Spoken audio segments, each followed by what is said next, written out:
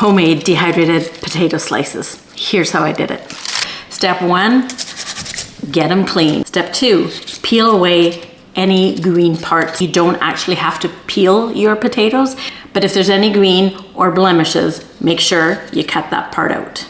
Use a food processor or mandolin to get consistent, even slices, and then keep them in water until you're ready to boil them until they're fork tender. Scoop out, drain, and then repeat with the other potatoes. Spread out evenly on dehydrator trays in single layers. Dehydrate at 135 Fahrenheit or 58 Celsius. My potato slices are fully dehydrated. It took about 5 hours, but it's really dry here. There's low humidity, so it went fairly quickly.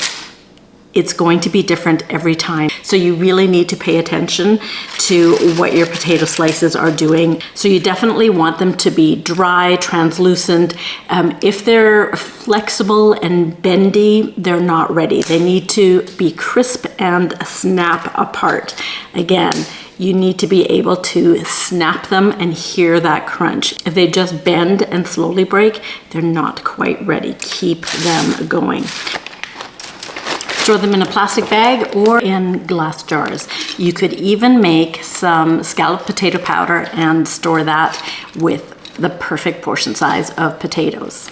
Beautiful. For more tips on dehydrating and making meals with your dehydrated food, get my guide to homemade backcountry meals or follow gettystewart.com.